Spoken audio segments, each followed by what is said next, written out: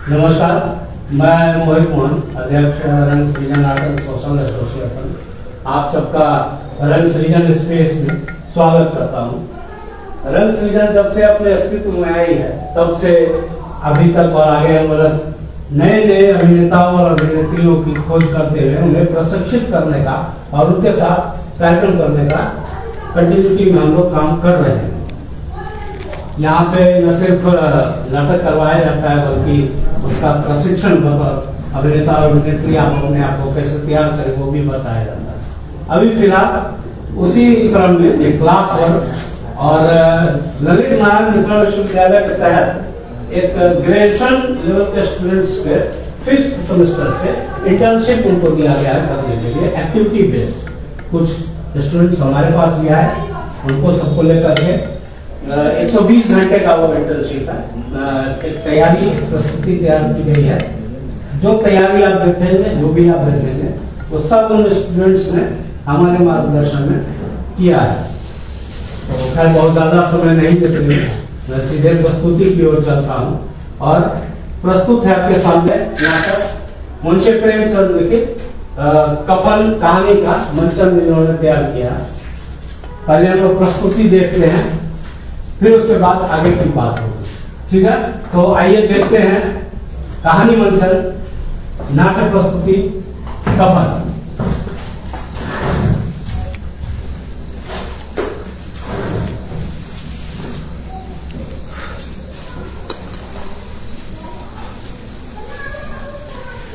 झोपड़े के द्वार पर बाप और बेटा दोनों एक बुझे हुए अलाव के सामने चुपचाप बैठे हुए थे और अंदर जवान बेटे की बीबी बुधिया प्रसव वेदना से पछाड़ खा रही थी।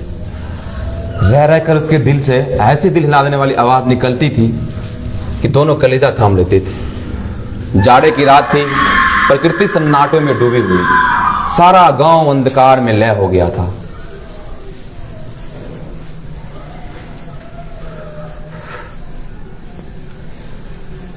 मालूम होता बचेगी नहीं। जाकर देख तो आ। मरना ही है तो मर क्यों नहीं जाते? देखकर क्या करूं? तू बड़ा बेदर्द है बे।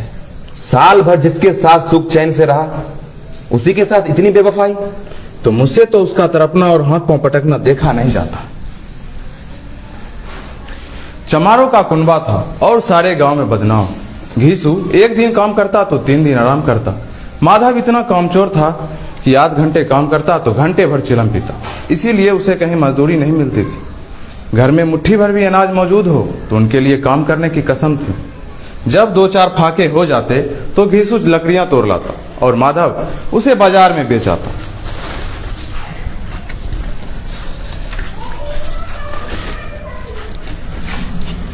जलावन ले लो, जलावन ले लो भाई साहब, जलावन ले लो। भाई साहब जलावन ले लो। कितने का दिए? 2 रुपया भाई साहब। 1 रुपया दूंगा। ना भाई साहब 2 रुपये लगेंगे। देना है 1 रुपया दूंगा। ठीक है भाई साहब दे दो। उठा दो।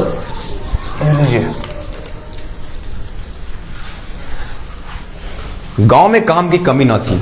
किसानों का गांव था, मेहनती आदमी के लिए 50 काम थे। मगर इन दोनों बेगैरतों को उसी वक्त बुलाते जब 2 आदमियों में से एक का काम पा लेने के सिवा कोई चारा न होता। अगर दोनों साधु होते तो इन्हें संतोष और धैर्य के लिए संयम और नियम की कोई जरूरत न होती। विचित्र जीवन था इनका। घर में मिट्टी के 2-4 बर्तन के सिवा कोई संपत्ति नहीं। फटे चीथड़ों से अपनी नग्नता को ढके हुए जिए जाते थे। संसार की चिंताओं से मुक्त, कर्ज से लदे हुए, गालियां भी खाते, मार भी खाते, मगर कोई गम नहीं। दिन इतने कि वसूली की बिल्कुल आशा न रहने पर भी लोग इन्हें कुछ न कुछ कर्ज दे देते थे। आलू मटर की फसल में दूसरों के खेतों से आलू मटर उखाड़ लाते।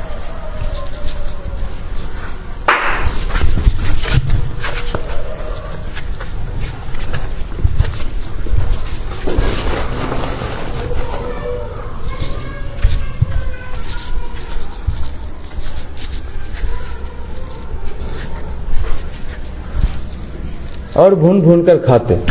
घीसू ने इसी आकाशवृत्ति से 60 साल की उम्र काट दी और माधव सपूत बेटे की तरह बाप के ही पद चिन्हों पर चल रहा था, बल्कि उसका नाम और भी उजागर कर रहा था। इस वक्त भी दोनों अलाव के सामने बैठकर आलू भून रहे थे जो किसी खेत से खोद लाए थे। घीसू की स्त्री का तो बहुत दिन हुए देहांत हो गया था। माधव का ब्याह पिछले साल हुआ था। जब से ये औरत आई उसके इस खानदान में व्यवस्था की नींव डाली थी और इन दोनों बेगैरतों का दोजक बढ़ती रहती थी। जब से वो आई ये दोनों और भी अकड़ने लगे और बहुत आराम तलब हो गए। कोई कार्य करने को बुलाता तो निर्ब्याज भाव से दुगनी मजदूरी मांगते। वही औरत आज प्रसव वेदना से मर रही है और ये दोनों शायद इस इंतजार में है कि वे मर जाए तो आराम से सोए।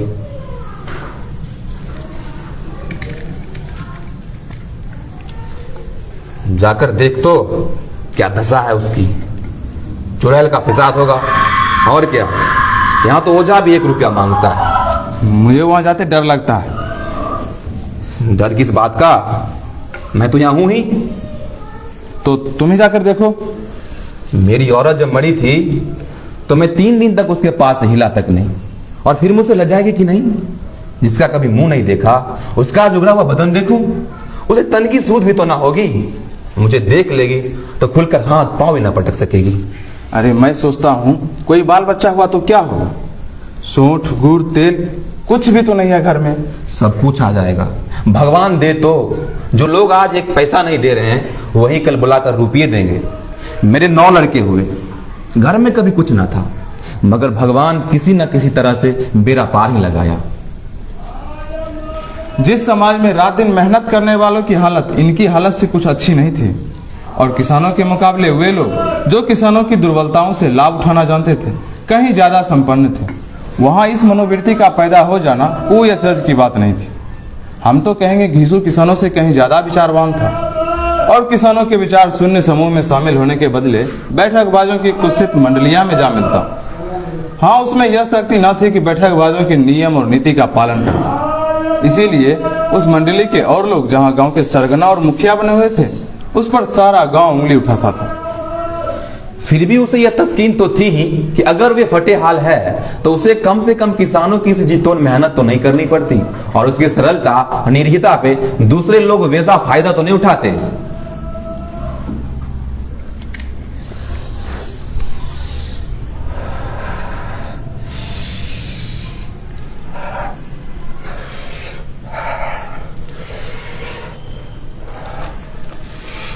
वो भोज नहीं भूलता।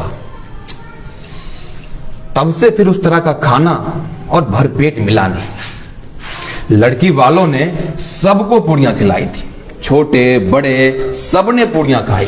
असली घी की, असली घी की चटनी, रायता, 3 तरह के सूखे साग, 1 रसेदार तरकारी, दही, चटनी, मिठाई।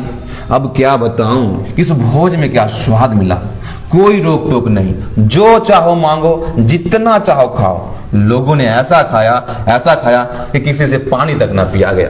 मगर परोसने वाले हैं कि पत्तल में गरम गरम गोल गोल सुबासित कचौड़ियां डाल देते हैं। मना करते कि नहीं चाहिए, पत्तल को हाथ से रोके हुए हैं, मगर वे हैं कि दिए जाते हैं। और जब सबने मुंह धो लिया तो पान इलायची भी मिला, मगर मुझे पान लेने की कहां सूझ थी। खड़ा हुआ न जाता, झटपट अपने कंबल में जाके लेट गया। ऐसा दिल दरिया था वो ठाकुर। अब हमें कोई ऐसा भोज नहीं खिलाता। अब कोई क्या खिलाएगा, वो जमाना दूसरा था। अब तो सबको किफायत सूझती है। शादी ब्याह में मत खर्च करो, क्रियाक्रम में मत खर्च करो। पूछो गरीबों का माल बटोर बटोर कर कहां रखोगे। बटोरने में तो कमी है नहीं, हाँ खर्चे में किफायत सूझती है। तुमने 20 पूड़ियां तो खाई होंगी। 20 से ज्यादा खाई थी। मैं होता तो 50 खा जाता। 50 से कम तो मैंने भी ना खाई होगी। अच्छा पट्टा था। तू तो मेरा आधा भी नहीं है। कुछ भी बोलते हो। सुने तो हमें अरे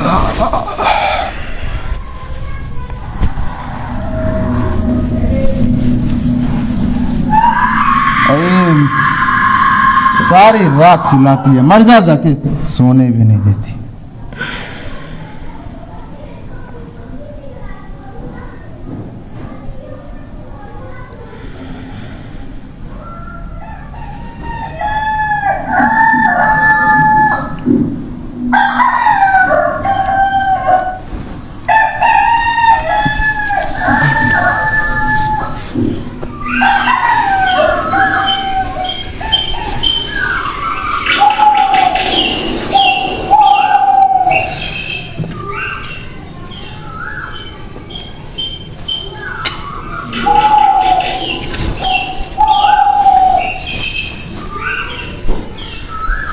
बुधिया उठो, सुबह हो गई। बुधिया, बुधिया, बुधिया, बुधिया, बुधिया, उठो।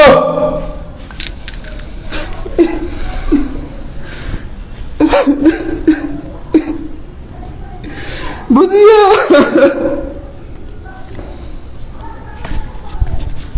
बुधिया, बुधिया, बुधिया।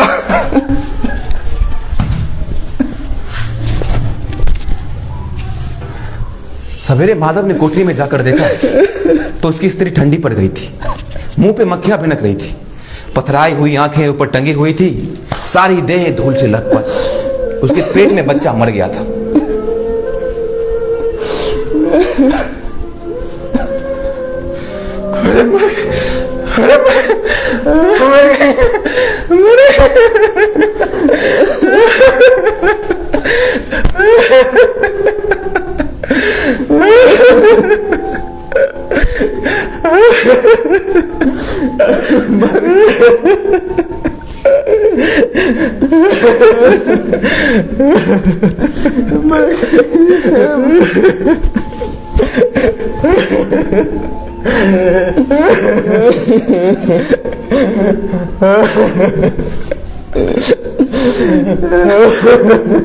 पेट में बच्चा लेके मर गया।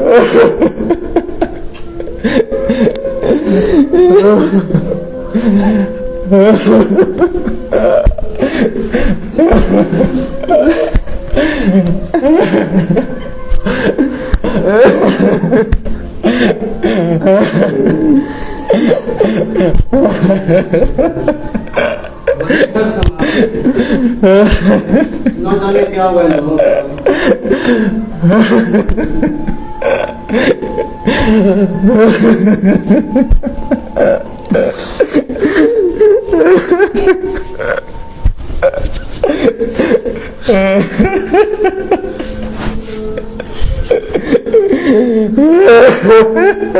मगर ज्यादा रोने पीटने का अवसर ना था, कफन और लकड़ी की फिक्र करनी थी। घर में तो पैसा इस तरह गायब था जैसे चील के घोंसले से मांस गायब। दोनों बाप बेटा रोते हुए गांव के जमींदार के पास गए। वो इन दोनों की सूरत से नफरत करते। कई बार इन्हें अपने हाथों से पीट चुके थे, चोरी करने के लिए, वादे पर गांव पर ना आने के लिए।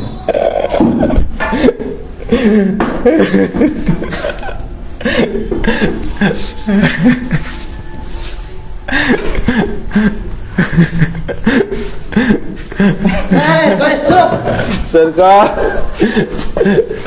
क्या है विश्वा? रोता क्यों है? अब तक तू कहीं दिखलाई भी नहीं देता। मालूम होता है क्यों में रहना नहीं चाहता। सरकार, बड़ी विपत्ति में माधव की घरवाली रात गुजर गई। रात भर तड़पती रही सरकार। हम दोनों उसके सिरहाने ही बैठे रहे, दवा दारू सब कुछ किए, पर हमें दगा दे गई। अब कोई एक रोटी देने वाला ना रहा। मालिक तबाह हो गए, घर उजड़ गया। अब आपका गुलाम हूँ। अब आपके सिवा कौन उसकी मिट्टी पार लगाएगा? हमारे हाथ में जो कुछ था वो सब तो दबा दारू में उठ गया। सरकार की दया होगी तो उसकी मिट्टी उठेगी। अब आपके सिवा किसके द्वार पर जाओ सरकार? जो तो बुलाने से भी नहीं जाता। जब गरज पड़ी तो अपन खुशामद कर रहा है। हराम खोर कहीं का बदमाश।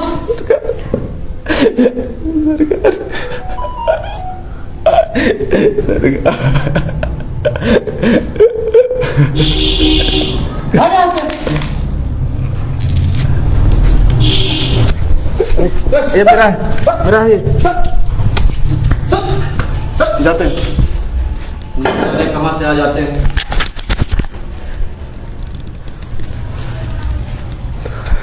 ₹2 हो गए। चलो गांव में कुछ मांग लेते।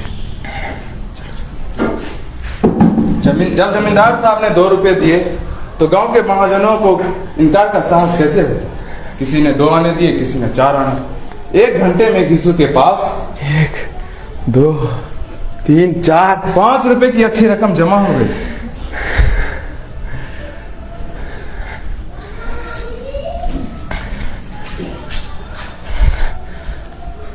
लकड़ी तो उसे जलाने भर को मिल गई, क्यों माधव? हाँ, लकड़ी तो मिल गई है, अब कफन चाहिए बस। तो चलो कोई हल्का सा कफन ले ले। हाँ और क्या, लाश उठाते उठाते रात हो जाएगी, रात में कफन कौन देखेगा। हाँ, यही 5 रुपए पहले मिले होते तो कुछ दवा दारू कर लेते।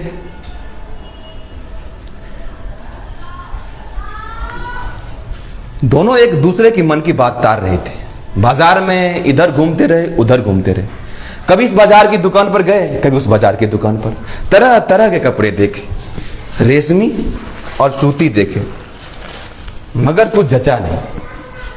तभी दोनों ना जाने किस दैवी प्रेरणा से एक मधुशाला के सामने जा पहुंचे।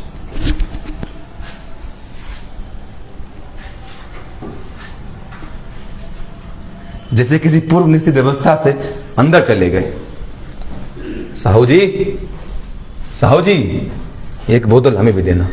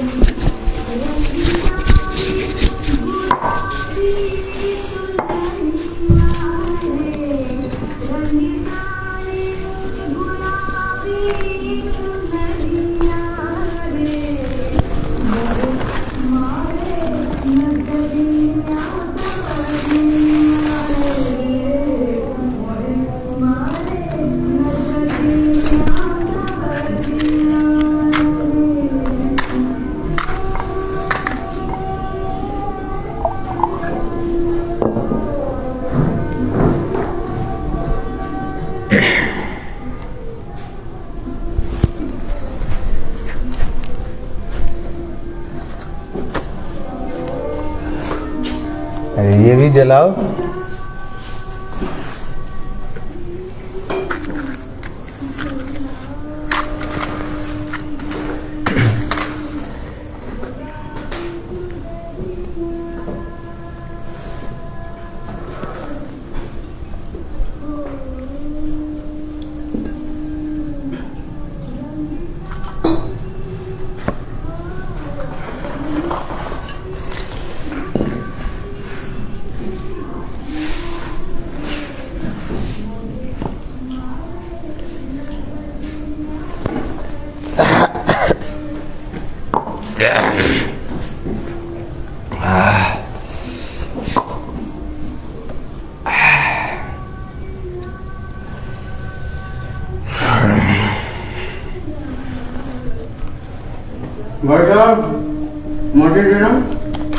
हेलो, वापस कर देगा।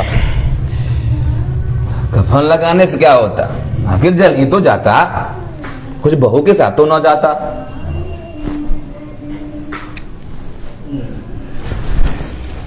दुनिया का दस्तूर है, नहीं तो लोग ब्राह्मणों को हजारों रुपए क्यों देते? कौन जानता है परलोक मिलता है भी या नहीं। बड़े आदमियों के पास धन है, फूके, हमारे पास फूकने को क्या है? लेकिन लोगों को जवाब क्या दोगे? वो नहीं पूछेंगे कि कफन कहाँ है। अब कह देंगे कि रुपये कमर से खिसक गए, बहू ढूंढे मिले नहीं। लोगों को विश्वास नहीं होगा, फिर वही लोग रुपये देंगे। बड़ी अच्छी थी बेचारी, मरते मरते खूब खिला पिला कर मरी।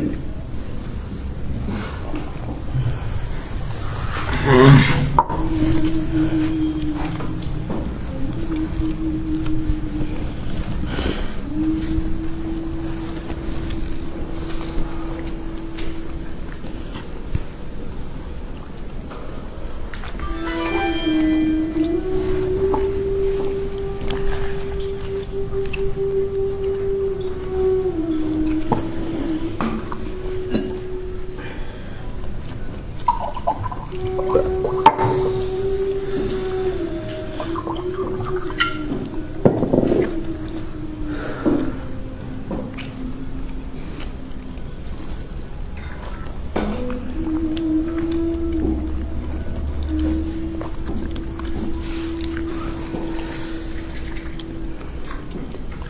परलोक जाएगी दादा। हम दोनों हृदय से आशीर्वाद दे रहे हैं। भगवान इसे वैकुंठ ले जाना। हम दोनों हृदय से आशीर्वाद दे रहे हैं। आज जो खाना हमें मिला वो कहीं उम्र भर ना मिला था। हाँ बेटा, वैकुंठ में जाएगी। किसी को सताया नहीं, किसी को दबाया नहीं। मरते मरते हमारी जीवन की सबसे बड़ी लालसा पूरी कर गई। वो ना वैकुंठ में जाएगी तो क्या ये मोटे मोटे लोग जाएंगे जो गरीबों को दोनों हाथों से लूटते हैं और अपने पाप को धोने के लिए गंगा में नहाते हैं और मंदिरों में जल चढ़ाते हैं। लेकिन दादा, हम लोग भी एक ना एक दिन वहां जाएंगे। वहां जो हम लोगों से पूछे कि तुमने हमें कफन क्यों नहीं दिया, तो क्या कहेंगे?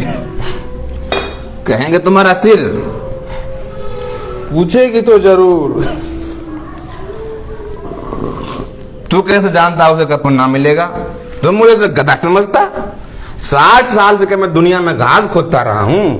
उसे कफन मिलेगा और बहुत अच्छा मिलेगा। बहुत अच्छा मिलेगा? कौन देगा? रुपये तो तुमने चट कर दिए। वो तो मुझसे पूछेगी। उसकी मांग में सिंदूर तो मैंने डाला था। मैं कहता हूं उसे कफन मिलेगा, तुम मानता क्यों नहीं? कौन देगा बताते क्यों नहीं? वही लोग देंगे जिन्हें अब की दिए। हाँ, अब की रुपये हमारे हाथ ना आएगी। ज्यों-ज्यों अंधेरा बढ़ता था और सितारों की चमक तेजी होती थी, मधुशाला की रौनक भी बढ़ती जाती थी। कोई गाता था, कोई डींगे मारता था, कोई अपनी संगी के गले लिपटा जाता, कोई अपने दोस्त के मुंह में कुल्हड़ लगाए देता। वहां के वातावरण में शुरू था, हवा में नशा। कितने तो यहाँ आकर एक चुल्लू में मस्त हो जाते थे और जीवन की बाधाएं यहाँ खींच लाती थी। कुछ देर के लिए भूल जाते हैं कि वे जीते हैं कि मरते हैं, या ना जीते हैं ना मरते हैं। और ये दोनों बाप बेटे अब भी मजे से चुस्कियां ले रहे थे। सबकी निगाहें इन्हीं की ओर टिकी हुई थी। कितने भाग्य के बली, पूरी बोतल बीच में है।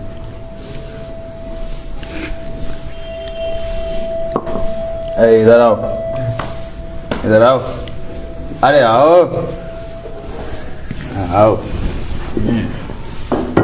ये लो, ये लो, अरे लो, जाओ, ले जा, खूब खा, आशीर्वाद दे। बीबी की कमाई है, वो तो मर गई, मगर तेरा आशीर्वाद उसे जरूर पहुंचेगा। रोए रोए से आशीर्वाद दे, वो तो मर गई, मगर तेरा आशीर्वाद उसे जरूर पहुंचेगा।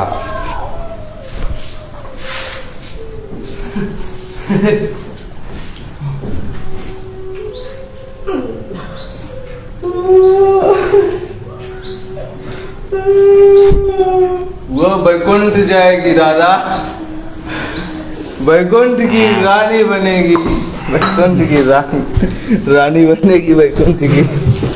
हाँ बेटा, बैकुंठ में जाएगी। किसी को सताया नहीं, किसी को दबाया नहीं। मरते मरते हमारे जीवन की सबसे बड़ी लालसा पूरी कर गई। वो न बैकुंठ जाएगी तो क्या ये मोटे मोटे लोग जाएंगे जो गरीबों को दोनों हाथों से लूटते हैं और अपने पाप को धोने के लिए गंगा में नहाते, मंदिरों में जल चढ़ाते हैं। लेकिन दादा, बेचारी ने जिंदगी में बड़ा दुख झेला। कितना दुख झेल कर मरी, कितना दुख झेल कर मरी। क्यों रोता बेटा? खुश हो, खुश हो कि बेचारी माया जाल से मुक्त हो गई, जंजाल से छूट गई। बड़ी भाग्यवान थी तो इतने जल्दी माया मोह के बंधन तोड़ दिए।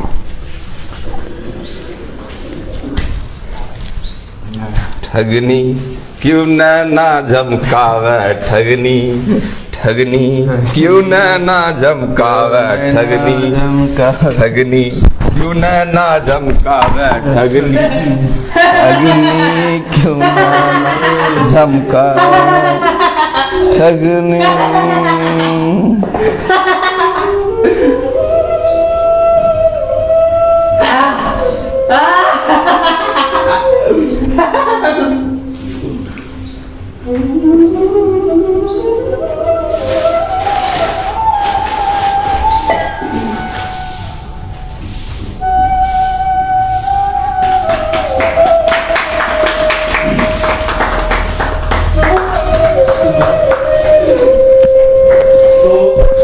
ये थी हमारी प्रस्तुति यात्रा का।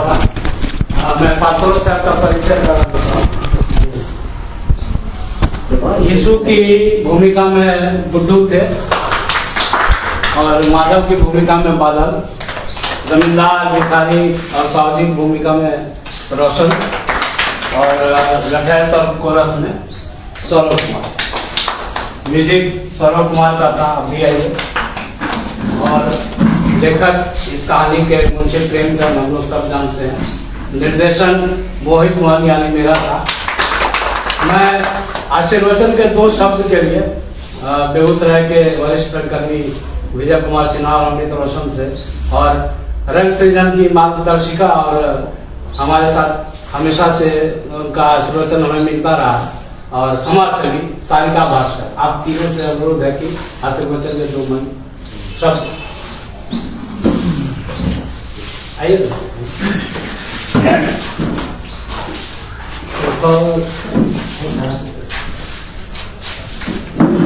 शुभकामना है। देखो, आज पहली बार रंग सृजन स्पेस की जानकारी हुई इस नाटक के थ्रू। खुशी है कि एक और स्पेस तैयार हुआ है बेगूसराय में, और ये जो लड़कों ने किया है ठीक ठाक रहा। इनका अभिनय अच्छा रहा, थोड़ा सुधार की आवश्यकता है अभिनय में। और ये कथन तो खैर कुछ कहना नहीं है प्रेमचंद का, तो जो कहानी है रहा करता था, जो समाज में घटित होता था वही चीज वो जो है उनके कलम से लिखा जाता था। तो कथन भी उसी समाज में जो घटित होता रहा है, ये एकदम लगेगा आपको कि कोई ऐसा नहीं कि उसी समय ये घटना हुआ करता था। ये घटना अभी भी होता है। जो भी उनकी कहानी है सब में यही चीज होता है कि लगता है कि अभी भी हो रहा है, लगता है समाज से जुड़ा हुआ चीज है। और इसके सिवा और क्या कह सकते हैं। शुभकामना है लड़कों का भी, और रंग सृजन आर्ट के जो भी हैं उनके लिए शुभकामना है। मैं अनुरोध करूंगा समाज सेवी और रंग सृजन की मार्गदर्शिका सारिका जी से कि 2 शब्द आशीर्वचन करें। आप सभी को मेरा प्रणाम। मैं बहुत खुशी के साथ कहना चाहूंगी कि रंग सृजन लगातार अपनी प्रस्तुति कर रहे हैं। रंग सृजन के माध्यम से नए कलाकारों को अभिनय की निःशुल्क शिक्षा दी जाती है। इसके लिए मैं मोहित मोहन और सचिन, जो कि मेरा भाई है, इन दोनों को मैं बहुत ही धन्यवाद कहूंगी कि इतना नए कलाकारों को इस क्षेत्र में आगे बढ़ाने के लिए ये दोनों बहुत ही सराहनीय कार्य कर रहे हैं। ऐसे ही रंग सृजन नई प्रस्तुति करती रहे, लगातार अच्छे कलाकारों को सामने लाती रहे। मैं तहे दिल से इन दोनों को शुभकामनाएं देती हूँ। बहुत बहुत धन्यवाद। मैं अब अनुरोध करूंगा अमिता से 2 शब्द।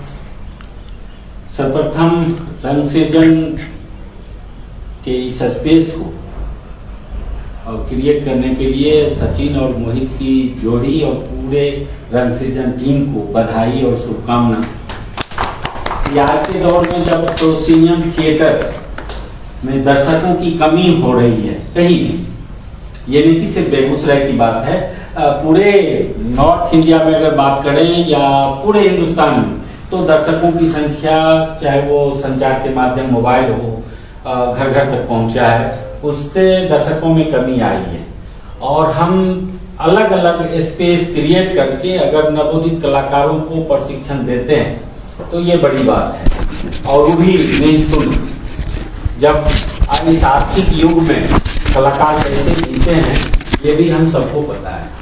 तो रंग सृजन लगातार, और मोहित और सचिन बेगूसराय रंगमंच के अच्छे अभिनेताओं में से एक हैं, और निरंतर सभी संस्थाओं को जिसकी जरूरत होती है वहाँ ये अपने अभिनय से, निर्देशन से काम करते हैं। तो आज इस स्पेस में प्रेमचंद की कृति कफन की प्रस्तुति इन नवोदित कलाकारों ने किया है। भले ये ग्रेजुएशन सेमेस्टर 5th के, जिसमें इन्हें दिया गया है कि 120 घंटे का ट्रेनिंग है, 90 घंटा प्रैक्टिकल और 30 घंटा थ्योरी है, इसके माध्यम से ये आए हैं। तो रंगमंच की धारा में शामिल हुए हैं, उसका पहला कदम है। तो हम इन सभी कलाकारों को शुभकामना देते हैं। हो सकता है कि इन्हीं में से कोई और अगला सचिन, मोहित, अमित बनने का प्रयास करें और इस क्षेत्र में आगे हैं। जिस तरह से कि नई पीढ़ी बनते आई है रंगमंच में, तो हम इन्हें एक बार पुनः शुभकामना देते हैं कि आप जो निर्देशक ने कहा है उसके हिसाब से काम कीजिए। और थोड़ा संघर्ष तो है इस क्षेत्र में आगे बढ़ने के लिए, तो आप अगर मेहनत करते हैं तो कोई चीज खराब नहीं है। तो आप सबको शुभकामना, और रंग सृजन की पूरी टीम को बधाई, शुभकामना। बहुत बहुत धन्यवाद। मैं चाहूँगा रंग सृजन के कोषाध्यक्ष और हमारे सचिव सचिन कुमार और भास्कर भूषण मंच पर उपस्थित आए, तो सब शुभकामना।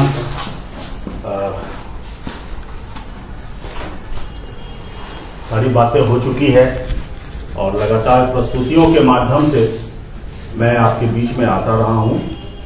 और अभी जो आपने प्रस्तुति देखी, बिल्कुल नए बच्चे हैं, सीख रहे हैं, रंगमंच की बारीकियों को समझने की कोशिश कर रहे हैं।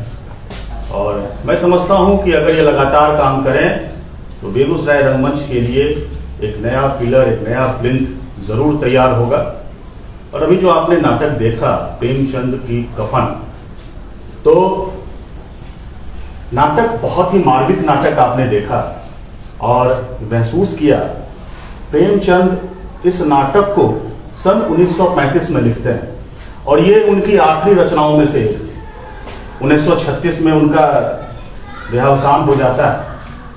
इस नाटक में उन्होंने ये दिखाया उस दौर में कि गरीबी जो है वो इंसान को कितना संवेदनहीन बना देता है, कि अपनों का दर्द भी उसे महसूस नहीं होता है।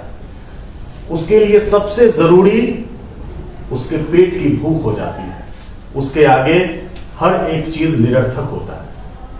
तो बखूबी इन बच्चों ने कोशिश किया है और लगातार सीखने की जरूरत है।